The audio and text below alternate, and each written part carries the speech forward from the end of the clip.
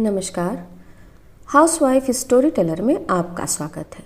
तो आइए सुनते हैं मुंशी प्रेमचंद जी द्वारा लिखी गई एक कहानी का नाम है सुहाग का शव। तो चलिए कहानी की शुरुआत करते हैं।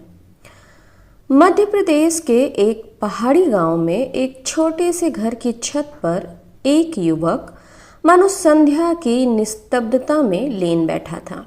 सामने चंद्रमा के मलिन प्रकाश में ऊदी पर्वतमालाएं अनंत के स्वप्न की भांति गंभीर, रहस्यमय, संगीतमय, मनोहर मालूम होती थीं।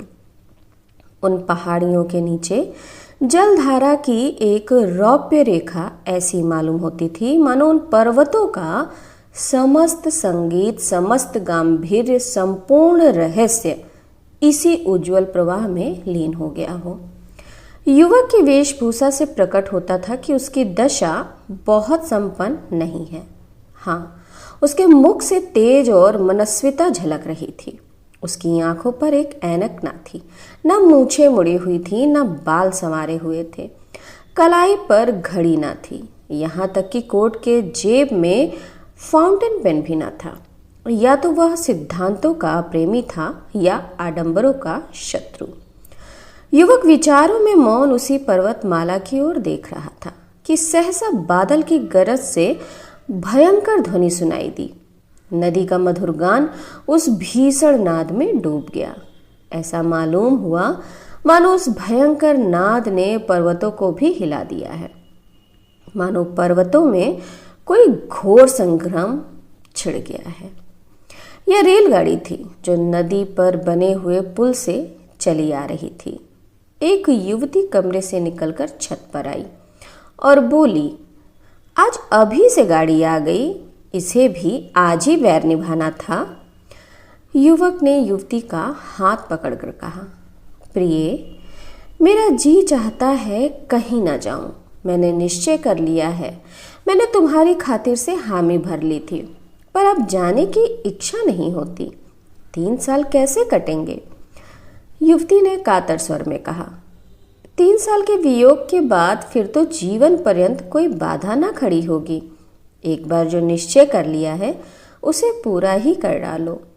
अनंत सुख की आशा में मैं सारे कष्ट झेल लूंगी। यह कहते हुए युवती जलपान लाने के बहाने से फिर भीतर चली गई। आंसुओं का आवेग उसके काबू से बाहर हो गया। इन दोनों प्राणियों के वैवाहिक जीवन की यह पहली ही वर्षगांठ थी। युवक बंबई विश्वविद्यालय से एमए की उपाधि लेकर नागपुर के एक कॉलेज में अध्यापक था। नवीन युग की नई नई वैवाहिक और सामाजिक क्रांतियों ने उसे लीश मात्र भी विचलित न किया था। पुरानी प्रथाओं से ऐसी प्रगाढ़ ममता कदाचित वृद्धजनों को भी कम होगी। प्रोफेसर हो जाने के बाद उसके माता पिता ने इस बालिका से उसका विवाह कर दिया था। प्रथा अनुसार ही उस आंख मिचौनी के खेल में उन्हें प्रेम का रत्न मिल गया। केवल छुट्टियों में यहाँ पहली गाड़ी से आता और आखिरी गाड़ी से जाता। ये 2-4 दिन मीठे स्वप्न के समान कट जाते थे। दोनों बालकों की भांति रो रो कर विदा होते।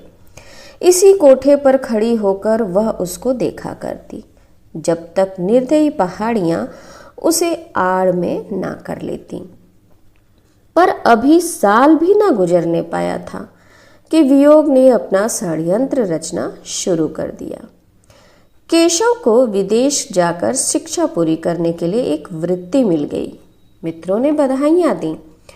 किसके ऐसे भाग्य हैं जिसे बिना मांगे स्वभाग्य निर्माण का ऐसा अवसर प्राप्त हो। केशव बहुत प्रसन्न था। वह इसी दुविधा में पड़ा हुआ घर आया।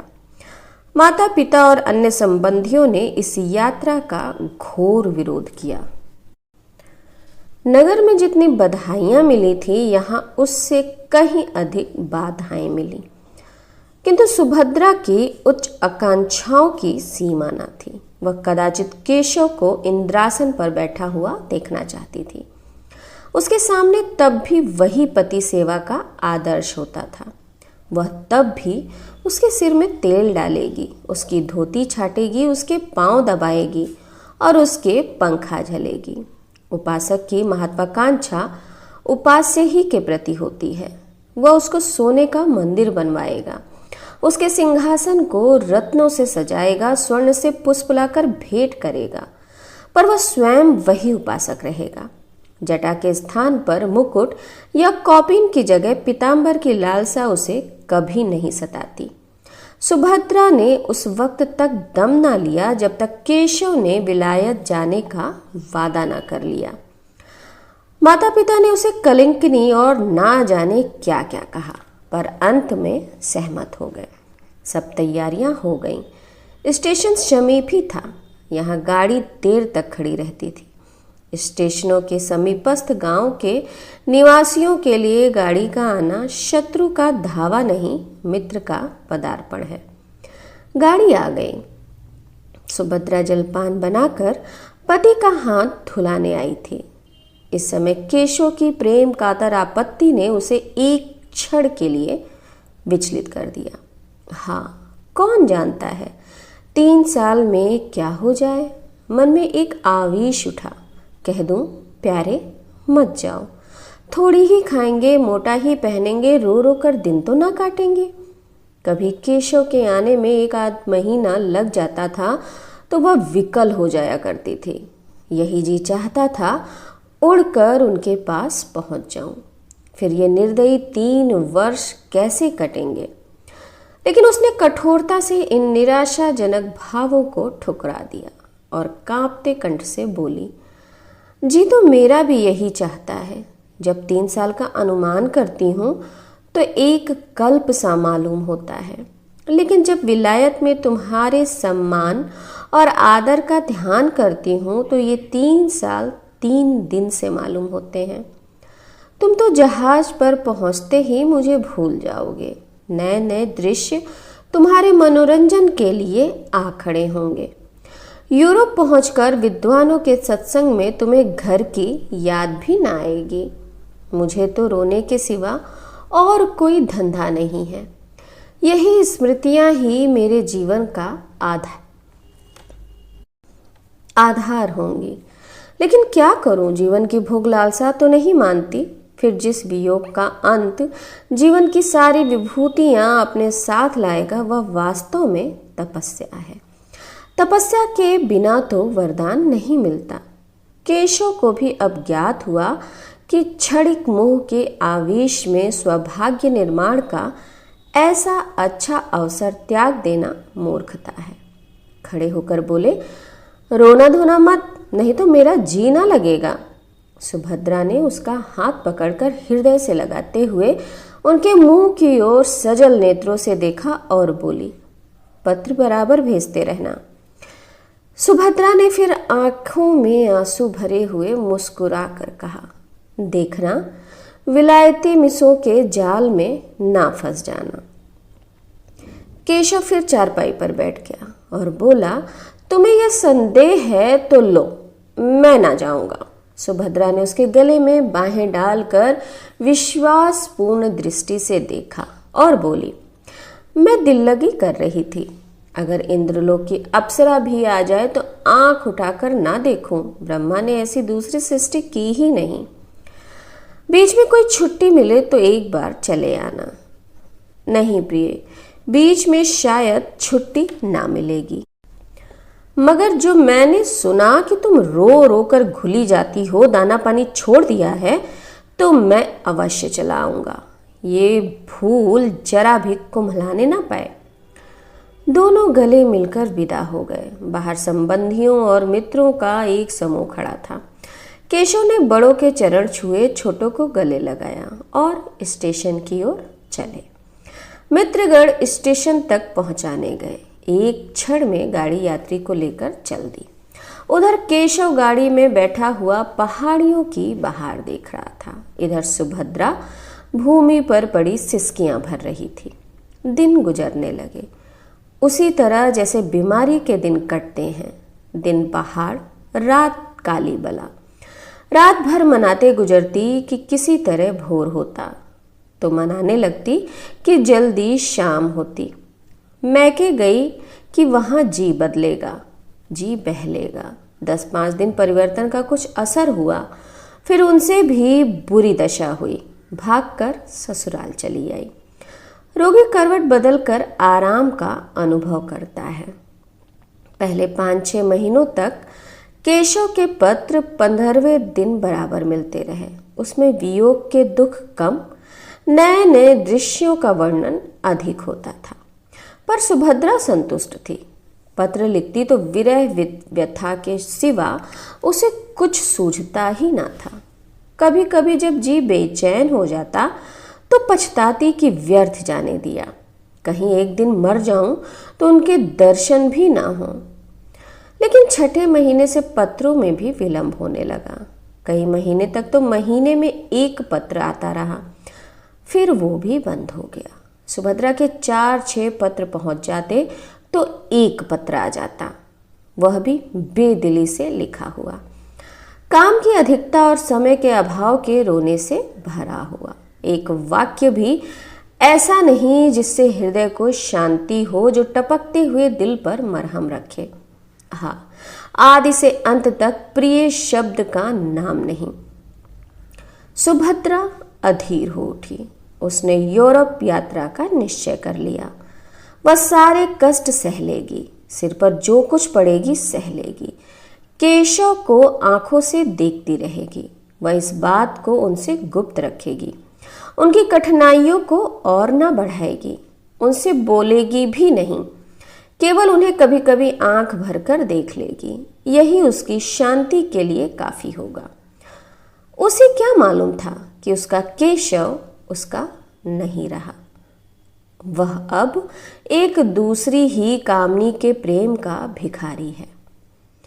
सुभद्रा कई दिनों तक इस प्रस्ताव को मन में रखे हुए सेती रही। उसे किसी प्रकार की शंका ना होती थी। समाचार पत्रों के पढ़ते रहने से उसे समुद्री यात्रा का हाल मालूम होता रहता था। एक दिन उसने अपने सास ससुर के सामने अपना निश्चय प्रकट किया। उन लोगों ने बहुत समझाया, रोकने की बहुत चेष्टा की, लेकिन सुभद्रा ने अपना हट ना छोड़ा। आखिर जब लोगों ने देखा कि यह किसी तरह ना मानेगी तो राजी हो गए। मैके वाले समझाकर हार गए। कुछ रुपए उसने स्वयं जमा कर रखे थे, कुछ ससुराल में मिले। माँ बाप ने भी मदद की। रास्ते के खर्च की चिंता ना रही। इंग्लैंड पहुंचकर वह क्या करेगी, इसका अभी उसने कुछ निश्चय ना किया। इतना जानती थी कि परिश्रम करने वाले को रोटियों की कहीं कमी ना रहती है। विदा होते समय सास और ससुर दोनों स्टेशन तक आए।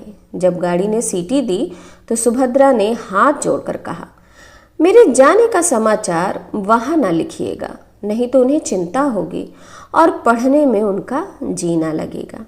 ससुर ने आश्वासन दिया। गाड़ी चल दी।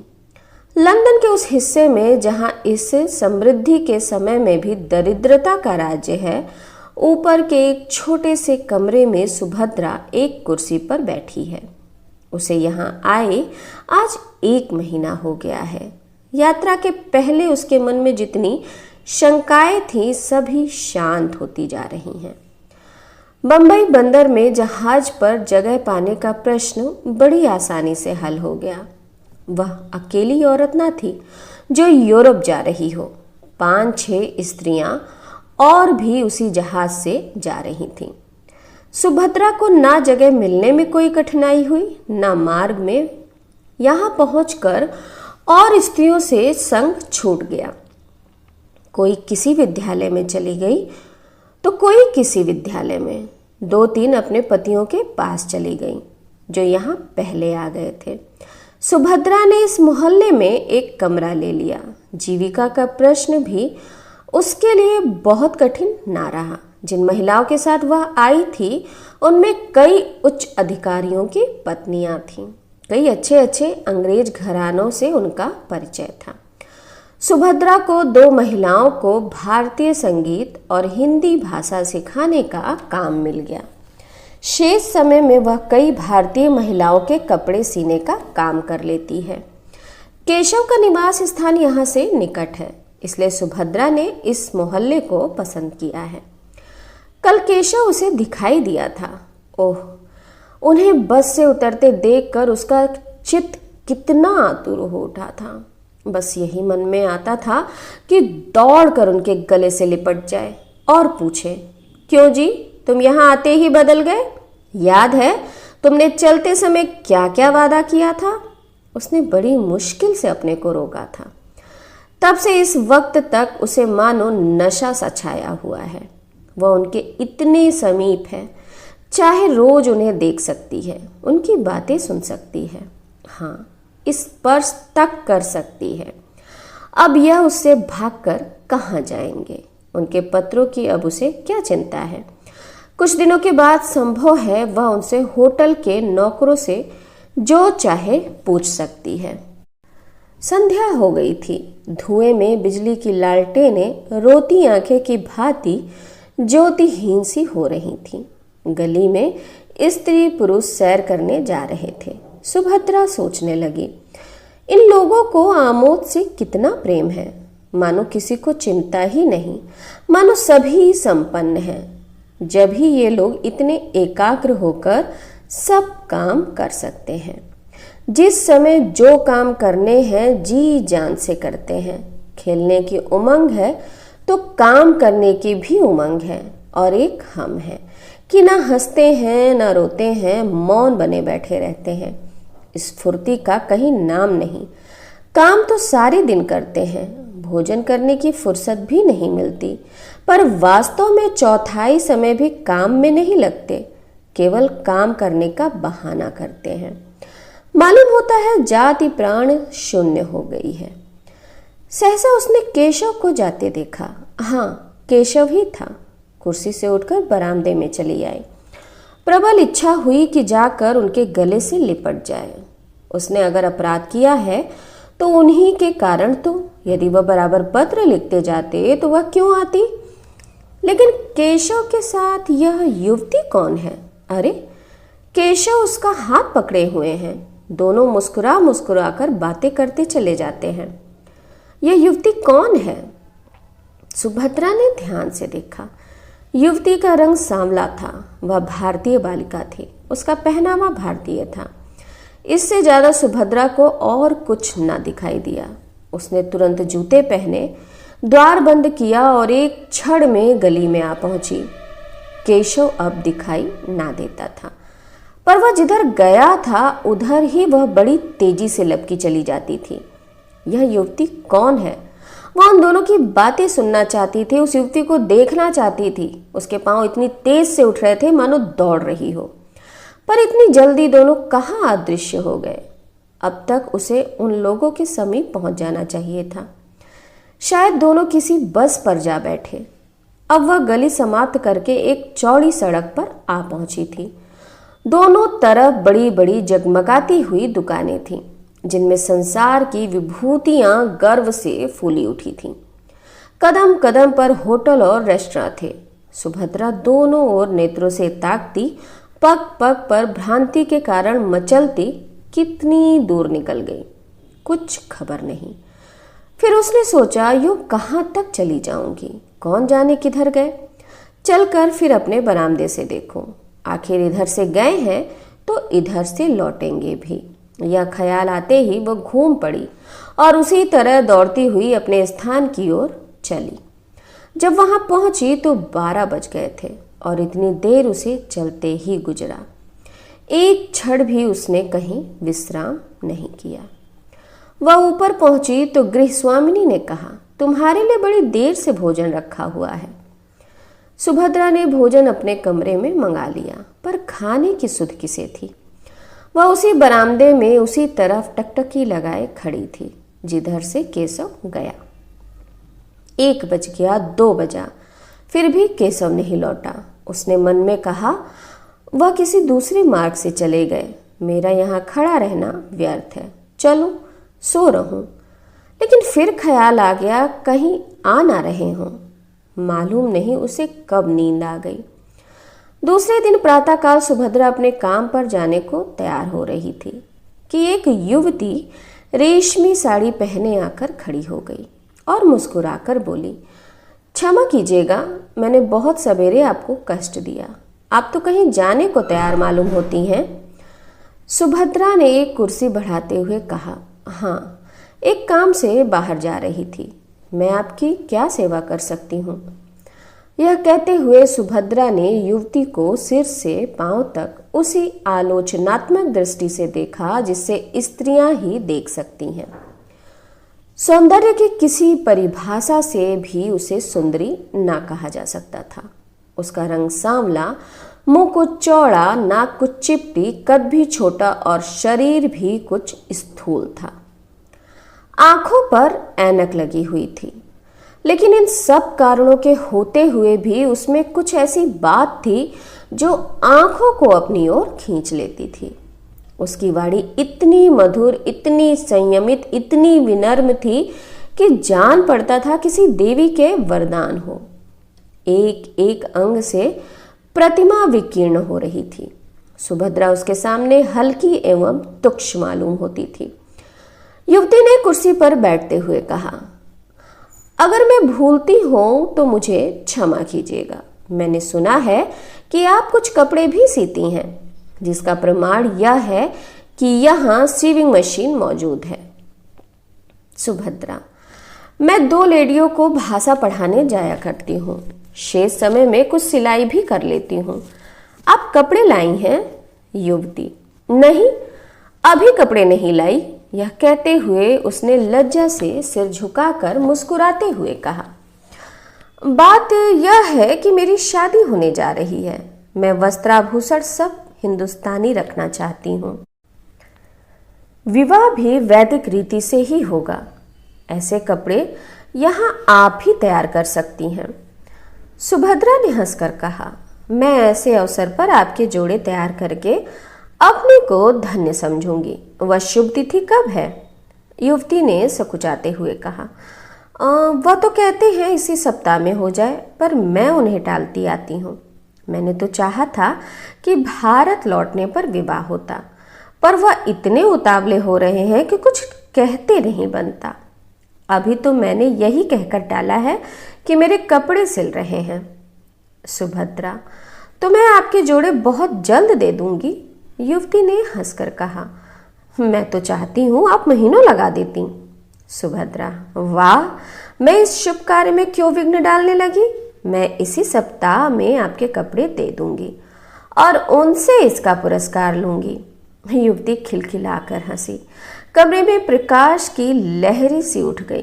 बोली, इसके लिए तो पुरस्कार वो देंगे, बड़ी खुशी से देंगे और तुम्हारे कृतज्ञ होंगे। मैंने प्रतिज्ञा की थी कि विवाह के बंधन में पड़ूंगी ही नहीं, पर उन्होंने मेरी प्रतिज्ञा तोड़ दी।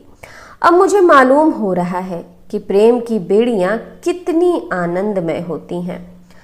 तुम तो अभी हाल ही में आई हो, तुम्हारे पति भी साथ होंगे। सुभद्रा ने बहाना किया। बोली, वह इस समय जर्मनी में है। संगीत से उन्हें बहुत प्रेम है। संगीत ही का अध्ययन करने के लिए वह वहां गए हैं। तुम भी संगीत जानती हो? बहुत थोड़ा। केशव को संगीत बहुत प्रेम है। केशव का नाम सुनकर सुभद्रा को ऐसा मालूम हुआ जैसे बिच्छू ने काट लिया हो।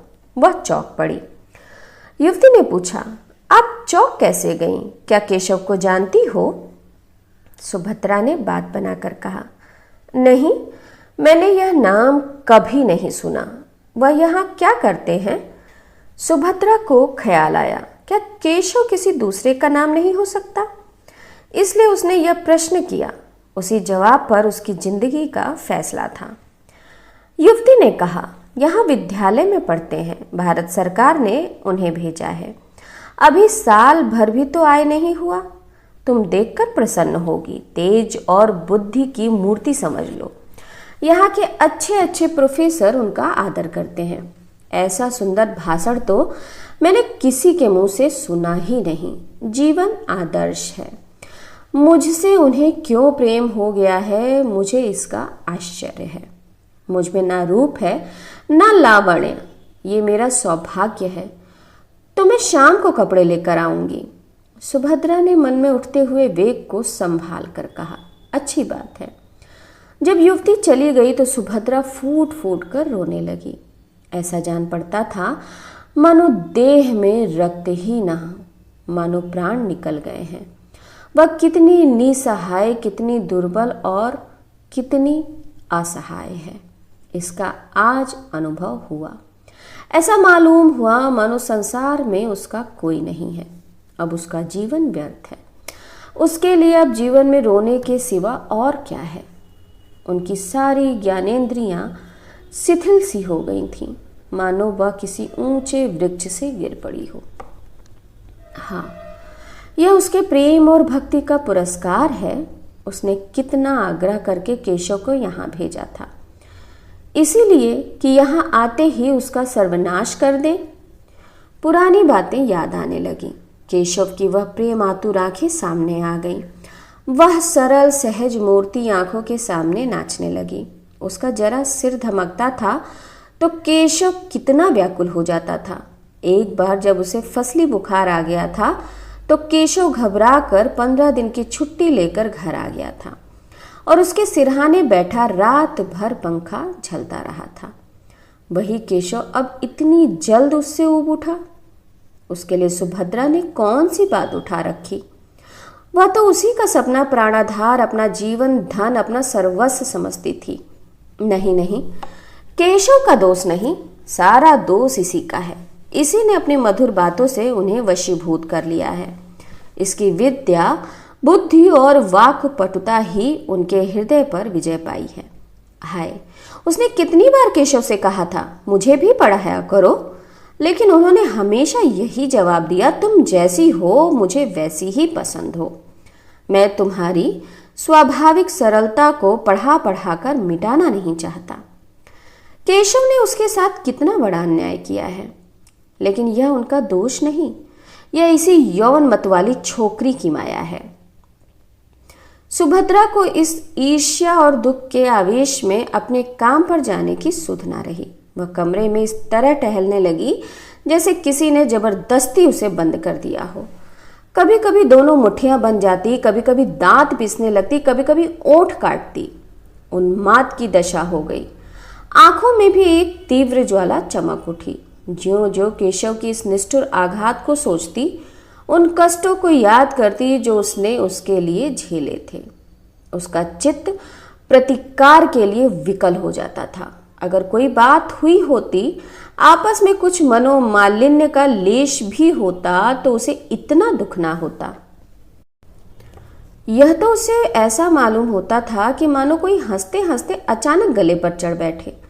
अगर वह उनके योग्य नहीं थी तो उन्होंने उससे विवाह ही क्यों किया था? विवाह करने के बाद भी उसे क्यों न ठुकरा दिया? क्यों प्रेम का बीज बोया था और आज जब वह बीज पल्लवों से लहराने लगा, उसकी जड़ें उसके अंतस्थल के एक एक अणु में प्रविष्ट हो गई। उसका रक्त सारा उत्सर्ग वृक्ष को सींचने और पालने में प्रवृत्त हो गया, तो वह आज उसे उखाड़ कर फेंक देना चाहते हैं। क्या हृदय के टुकड़े टुकड़े हुए बिना वृक्ष उखड़ जाएगा? सहसा उसे एक बात याद आ गई। हिंसात्मक संतोष से उसका उत्तेजित मुखमंडल और भी कठोर हो गया। केशव ने अपने पहले विवाह की बात इस युवती से गुप्त रखी होगी। सुभद्रा इसका भंडा फोड़ करके केशव के सारे मंसूबों को धूल में मिला देगी। उसे अपने ऊपर क्रोध आया कि एक युवती का पता क्यों ना पूछ लिया। उसे एक पत्र लिखकर केशव की नीचता, स्वार्थपरता और कायरता की कलई खोल देती, उसके पांडित्य, प्रतिभा और प्रतिष्ठा को धूल में मिला देती। खैर, संध्या समय तो वह कपड़े लेकर आएगी ही। उस समय उससे सारा कच्चा चिट्ठा बयां कर दूंगी। सुभद्रा दिन भर युवती का इंतजार करती रही। कभी बरामदे में, कभी इधर से उधर, कभी किचन में तो कभी आगे कमरे में आकर इधर उधर निगाह दौड़ाती। कभी सड़क पर देखती, पर उसका कहीं पता ना था। मन में झुंझलाती थी कि उसने क्यों उसी वक्त सारा वृतांत ना कह सुनाया। केशव का पता उसे मालूम था। उस मकान और गली का नंबर तक याद था जहां से वह उसे पत्र लिखा करता था। ज्यों ज्यों दिन ढलने लगा और युवती के आने में विलंब होने लगा, उसके मन में एक तरंगी सी उठने लगी कि जाकर केशव को फटकारे, उसका सारा नशा उतार दे। कहे तुम इतने भयंकर हिंसक हो, इतने महान धूर्त हो, यह मुझे मालूम ना था। तुम यही विद्या सीखने यहां आए थे? तुम्हारे पांडित्य की यही फल है? तुम एक अबला को जिसने तुम्हारे ऊपर अपना सर्वस्व अर्पण कर दिया, यूं छल सकते हो? तुम में क्या मनुष्यता नाम का भी कोई लीश मात्र अंश ना रहा? आखिर तुमने मेरे लिए क्या सोचा है? मैं सारी जिंदगी तुम्हारे नाम को रोती रहूं? लेकिन अभिमान हर बार उसके पैरों को रोक लेता। नहीं, जिसने उसके साथ ऐसा कपट किया है, उसका इतना अपमान किया है, उसके पास वह ना जाएगी। वह उसे देखकर अपने आंसुओं को रोक सकेगी या नहीं, उसमें भी उसको संदेह था। और केशव के सामने वह रोना नहीं चाहती थी। अगर केशव उसे घृणा करता है तो वह भी केशव से घृणा करेगी। संध्या भी हो गई पर युवती ना आई, बत्तियां भी जली पर उसका पता नहीं। एकाएक उसे अपने कमरे के द्वार पर किसी के आने की आहट मालूम हुई। वह कूद कर बाहर निकल आई। युवती कपड़ों का एक पुलिंदा लिए सामने खड़ी थी। सुभद्रा को देखते ही बोली, क्षमा करना, मुझे आने में देर हो गई। बात यह है कि केशव को किसी बड़े जरूरी काम से जर्मनी जाना है। वहां उन्हें 1 महीने से ज़्यादा लग जाएगा। वह चाहते हैं कि मैं भी उनके साथ चलूं। मुझसे उन्हें अपनी थीसिस लिखने में बड़ी सहायता मिलेगी। बर्लिन के पुस्तकालयों को छानना पड़ेगा। मैंने भी स्वीकार कर लिया है। केशव की इच्छा है कि जर्मनी जाने के पहले हमारा विवाह हो जाए। कल संध्या समय संस्कार हो जाएगा। अब ये कपड़े मुझे आप जर्मनी से लौटने पर दीजिएगा। विवाह के अवसर पर हम मामूली कपड़े पहन लेंगे। और क्या करती, इसके सिवा कोई उपाय ना था। केशव का जर्मन जाना अनिवार्य है। सुभद्रा ने कपड़ों को मेज पर रख कर कहा, आपको धोखा दिया गया है। युवती ने घबराकर पूछा, धोखा? कैसा धोखा? मैं बिल्कुल नहीं समझती, तुम्हारा मतलब क्या है? सुभद्रा ने संकोच के आवरण को हटाने की चेष्टा करते हुए कहा, केशव तुम्हें धोखा देकर तुमसे विवाह करना चाहता है। केशव ऐसा आदमी नहीं है जो किसी को धोखा दे। क्या तुम केशव को जानती हो? केशव ने तुमसे अपने विषय में सब कुछ कह दिया है। सब कुछ। मेरा तो यही विचार है कि उन्होंने एक बात भी नहीं छिपाई। तुम्हें मालूम है कि उसका विवाह हो चुका है? युवती की मुख ज्योति कुछ मलिन पड़ गई। उसकी गर्दन लज्जा से झुक गई। अटक अटक कर बोली, हाँ, उन्होंने मुझसे यह बात कही थी। सुभद्रा परास्त हो गई। घृणा सूचक नेत्रों से देखती हुई बोली, यह जानते हुए भी तुम केशव से विवाह करने पर तैयार हो? युवती ने अभिमान से देखकर कहा, तुमने केशव को देखा है? नहीं, मैंने उन्हें कभी नहीं देखा। फिर तुम उन्हें कैसे जानती हो?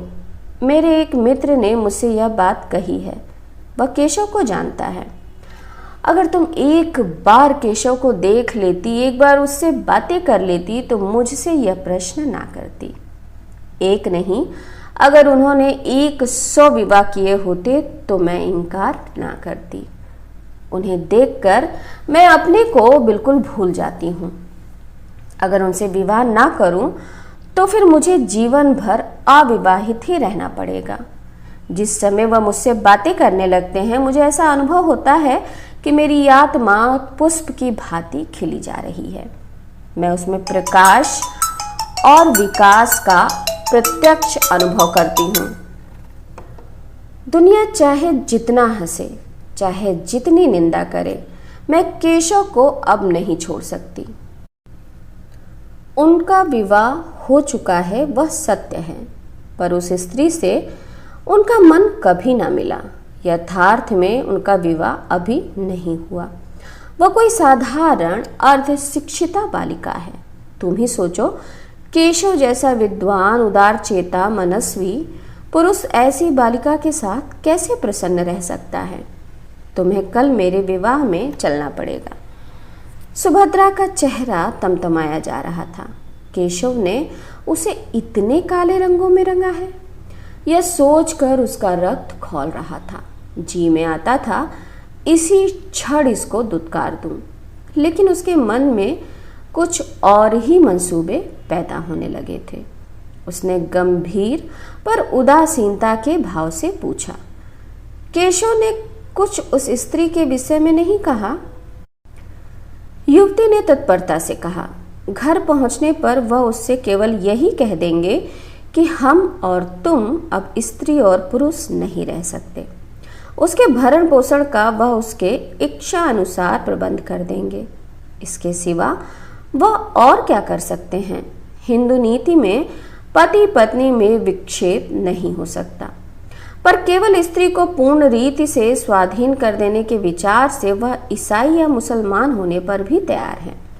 वह तो अभी उसे इसी आशय का एक पत्र लिखने जा रहे थे, पर मैंने ही रोक लिया। मुझे उस अभागिनी पर बड़ी दया आती है। मैं तो यहाँ तक तैयार हूँ कि अगर उसकी इच्छा हो तो वह भी हमारे साथ रहे। मैं उसे अपनी बहन समझूंगी। किंतु केशव इससे सहमत नहीं होते। सुभद्रा ने व्यंग से कहा, रोटी कपड़ा देने को तैयार ही हैं, स्त्री को इसके सिवा और क्या चाहिए? युवती ने व्यंग की कुछ परवाह न करके कहा, तो मुझे लौटने पर कपड़े तैयार मिलेंगे ना? सुभद्रा ने हाँ में सर हिला दिया और बोला, मिल जाएंगे। युवती, कल तुम संध्या समय आओगी? सुभद्रा, नहीं, खेद है, अवकाश नहीं है। युवती ने कुछ ना कहा और चली गई। सुभद्रा कितना ही चाहती थी कि समस्या पर शांत चित्त होकर विचार करे, पर हृदय में मानो ज्वाला सी दहक रही थी। केशव के लिए वह अपने प्राणों का कोई मूल्य नहीं समझती थी। वही केशव उसे पैरों से ठुकरा रहा है। यह आघात इतना आकस्मिक, इतना कठोर था कि उसकी चेतना की सारी कोमलता मूर्छित हो गई। उसके एक एक अणु प्रतिकार के लिए तड़पने लगा। अगर यही समस्या इसके विपरीत होती तो क्या सुभद्रा की गर्दन पर छुरी ना फिर गई होती? केशव उसके खून का प्यासा ना हो जाता? क्या पुरुष हो जाने से ही सभी बातें क्षम्य और स्त्री हो जाने से सभी बातें अक्षम्य हो जाती हैं? नहीं, इस निर्णय को सुभद्रा की विद्रोही आत्मा इस समय स्वीकार नहीं कर सकती। उसे नारियों के ऊंचे आदर्शों की परवाह नहीं है। उन स्त्रियों में आत्म अभिमान ना होगा। वे पुरुषों के पैरों की जूतियां बनकर रहने में ही अपना सौभाग्य समझती होंगी। सुभद्रा इतनी आत्म अभिमान शून्य नहीं है। वह अपने जीते जी यह नहीं देख सकती थी कि उसका पति उसके जीवन का सर्वनाश करके चैन की बंसी बजाए। दुनिया उसे हत्यारिन, पिशाचनी कहेगी, कहे, उसको परवाह नहीं।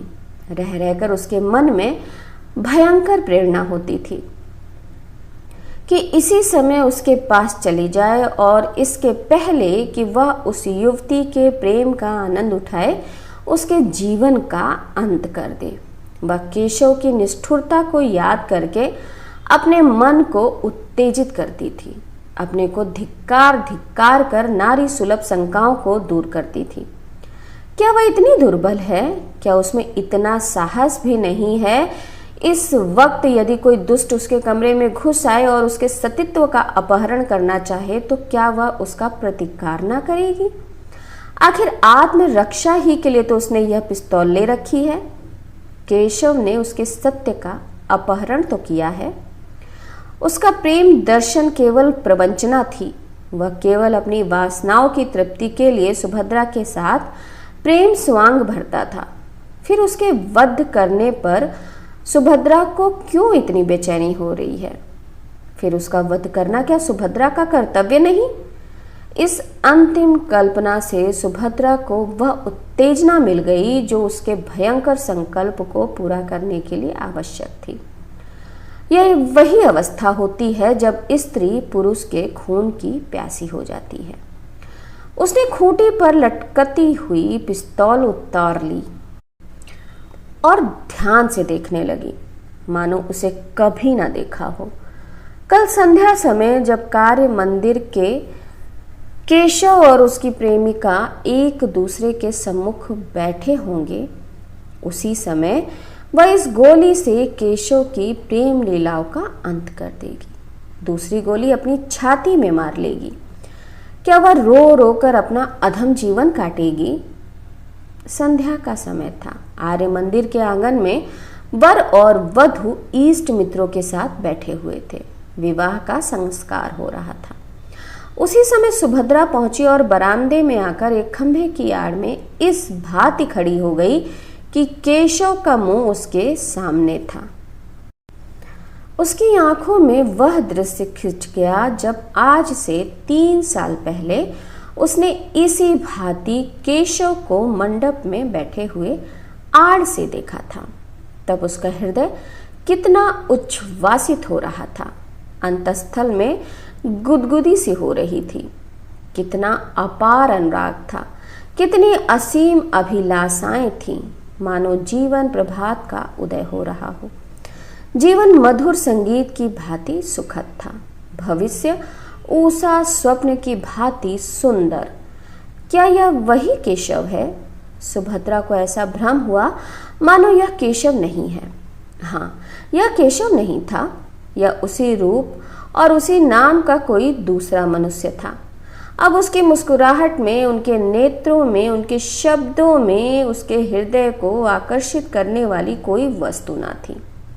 उसे देखकर वह उसी भारती निस्पंद निश्चल खड़ी है, मानो कोई अपरिचित व्यक्ति हो।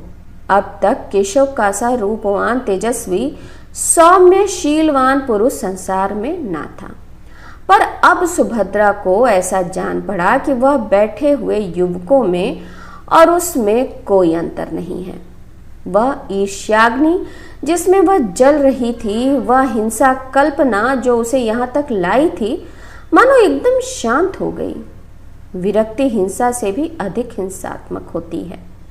सुभद्रा की हिंसा कल्पना में एक प्रकार का ममत्व था। उसका केशव, उसका प्राण वल्लभ, उसका जीवन सर्वस्व और किसी का नहीं हो सकता। पर अब वह ममत्व नहीं है, वह उसका नहीं है। उसे अब परवाह नहीं, उस पर किसका अधिकार होता है। विवाह संस्कार समाप्त हो गया।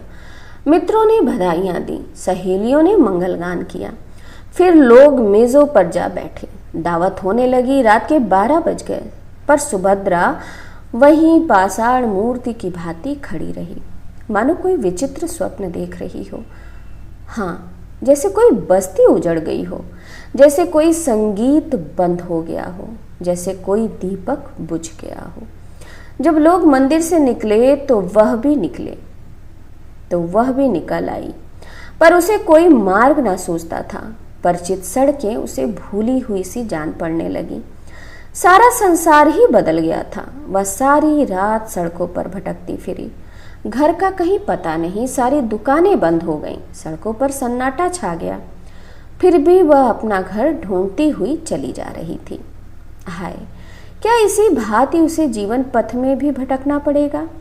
सहसा एक पुलिसमैन ने पुकारा, मैडम, तुम कहाँ जा रही हो? सुभद्रा ने ठिठक कर कहा, कहीं नहीं। तुम्हारा स्थान कहाँ है? मेरा स्थान? हाँ, तुम्हारा स्थान कहाँ है? मैं तुम्हें बड़ी देर से इधर उधर भटकते हुए देख रहा हूँ। किस स्ट्रीट में रहती हो? सुभद्रा को उस स्ट्रीट का नाम तक याद ना था। तुमने अपने स्ट्रीट का नाम तक नहीं बताया? तुम्हें अपना स्ट्रीट भी याद नहीं? भूल गई, याद नहीं आता। सहसा उसकी दृष्टि सामने के एक साइन बोर्ड की तरफ उठी। ओह, ये तो उसी का स्ट्रीट है। उसने सिर उठाकर इधर उधर देखा। सामने ही उसका डेरा था और इसी गली में अपने ही घर के सामने ना जाने कितनी देर से वह चक्कर लगा रही थी। अभी प्रातः काल ही था कि युवती सुभद्रा के कमरे में पहुंची।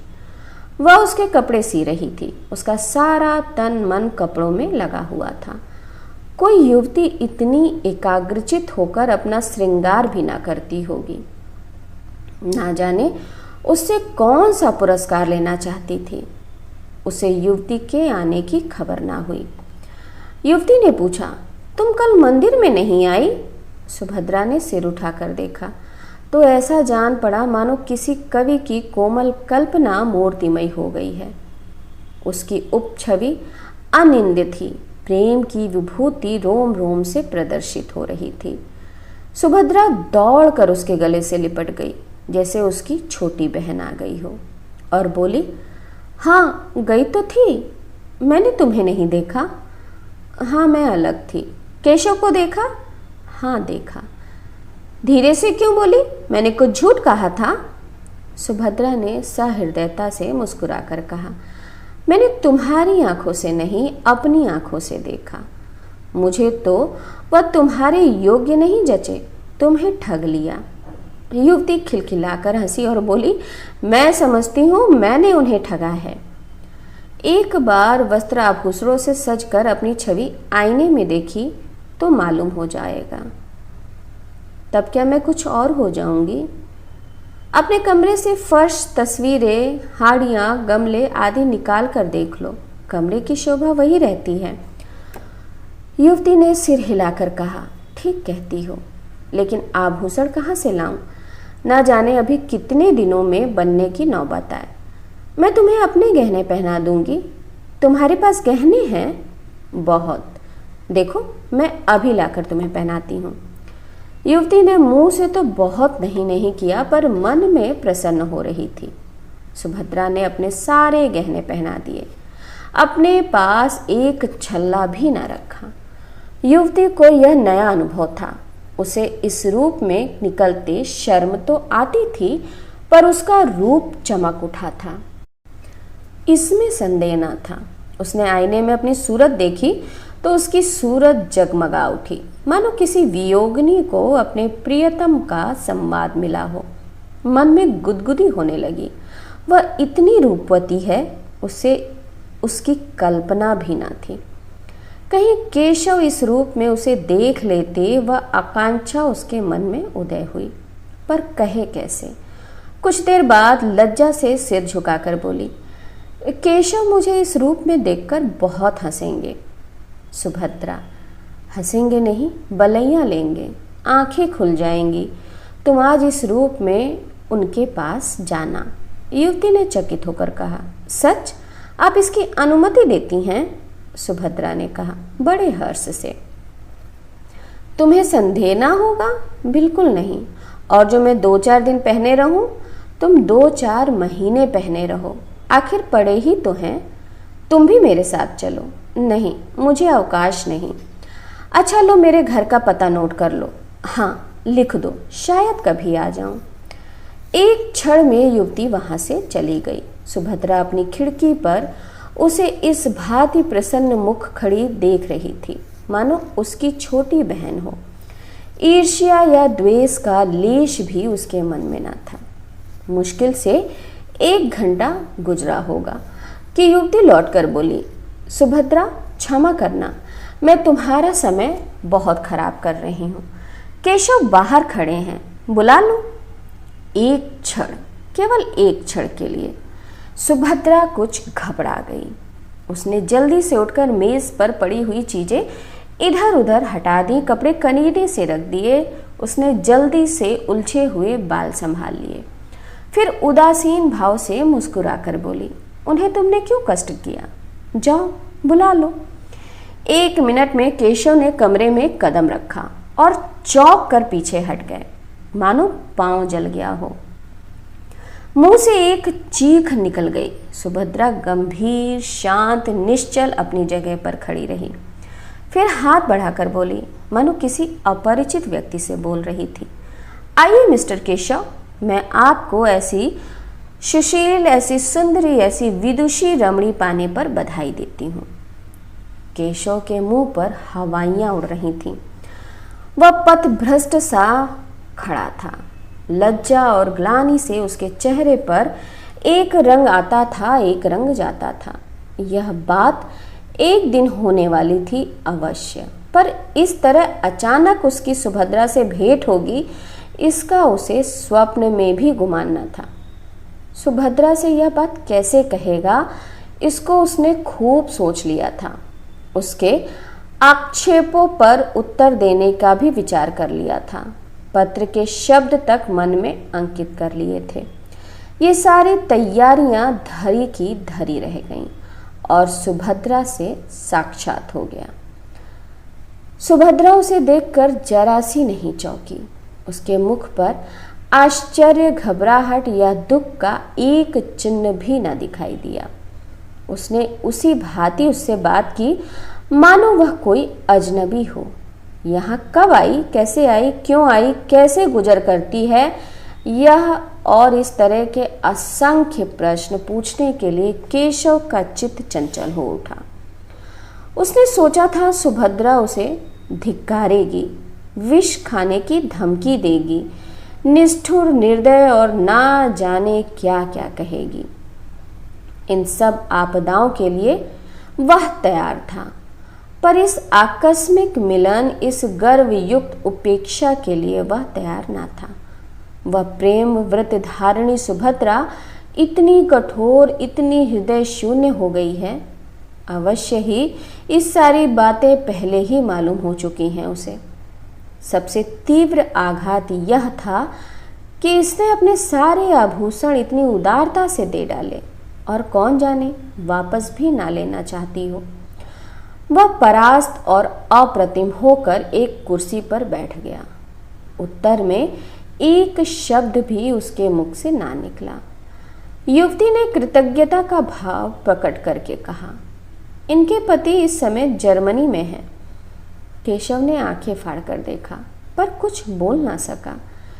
युवती ने फिर कहा, बेचारी संगीत के पाठ पढ़ाकर और कुछ कपड़े सीकर अपना निर्वाह करती है। वह महाशय यहाँ आ जाते तो उन्हें उनके सौभाग्य पर बधाई देती। केशव इस पर भी कुछ ना बोल सका, पर सुभद्रा ने मुस्कुराकर कहा, वह मुझसे रूठे हुए हैं, बधाई पाकर और भी झल्लाते। युवती ने आश्चर्य से कहा, तुम उन्हीं के प्रेम में यहाँ आई, अपना घर बार छोड़ा, यहाँ मेहनत मजदूरी करके निर्वाह कर रही हो, फिर भी वह तुमसे रूठे हुए हैं? आश्चर्य। सुभद्रा ने उसी भांति प्रसन्न मुख से कहा, पुरुष प्रकृति ही आश्चर्य का विषय है, चाहे मिस्टर केशव इसे स्वीकार ना करें। युवती ने फिर केशव की ओर प्रेरणापूर्ण दृष्टि से देखा, लेकिन केशव उसी भांति अप्रतिम बैठा रहा। उसके हृदय पर यह नया आघात था। युवती ने उसे चुप देखकर उसकी तरफ से सफाई दी। केशव स्त्री और पुरुष दोनों का ही समान अधिकार कर देना चाहते हैं। केशव डूब रहा था। तिनके का सहारा पाकर उसकी हिम्मत बन गई। बोला, विवाह एक प्रकार का समझौता है, दोनों पक्षों को अधिकार है, जब चाहे उसे तोड़ दे। युवती ने हामी भरी। सभ्य समाज में यह आंदोलन बड़े जोरों पर है। सुभद्रा ने शंका की, किसी समझौते को तोड़ने के लिए कारण भी तो होना चाहिए। केशव ने भावों की लाठी का सहारा लेकर कहा, जब इसका अनुभव हो जाए कि हम इस बंधन से मुक्त होकर अधिक सुखी हो सकते हैं, तो यही कारण काफी है।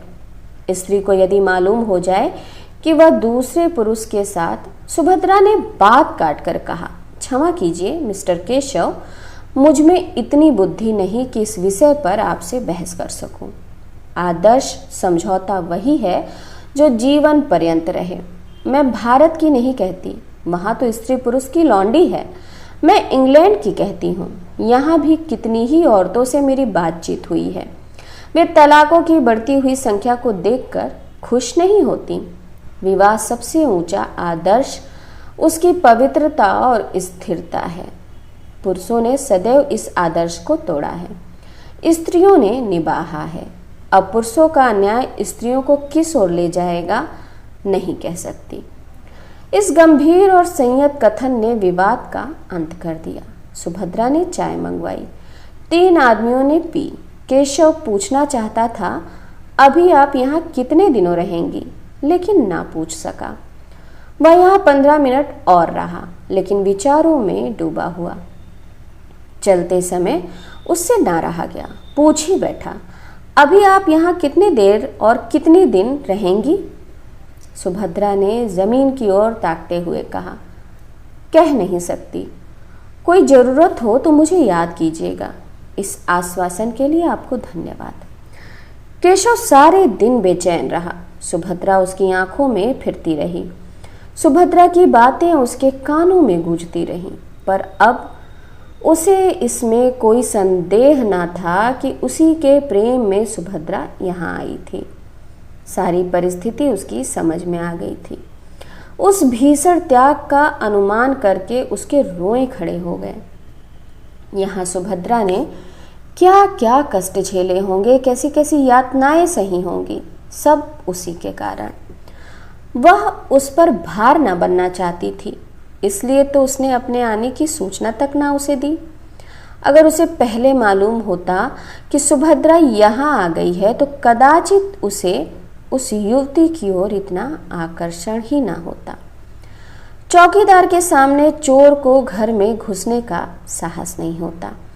सुभद्रा को देखकर उसकी कर्तव्य चेतना जागृत हो गई। उसके पैरों पर गिरकर उससे क्षमा मांगने के लिए उसका मन अधीर हो उठा। वह उसके मुंह से सारा वृत्तांत सुनेगा। यह मौन उपेक्षा उसके लिए असहनीय थी। दिन तो केशव ने किसी तरह काटा, लेकिन ज्यों ही रात के 10 बजे वह सुभद्रा से मिलने चला। युवती ने पूछा, कहाँ जाते हो? केशव ने बूट का लेस बांधते हुए कहा, जरा एक प्रोफेसर से मिलना है, इस वक्त आने का वादा कर चुका है।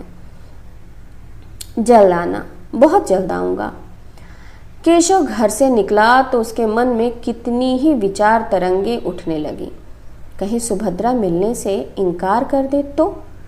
नहीं, ऐसा नहीं हो सकता, वह इतनी अनुदार नहीं है। हाँ, यह हो सकता है कि वह अपने विषय में कुछ ना कहे।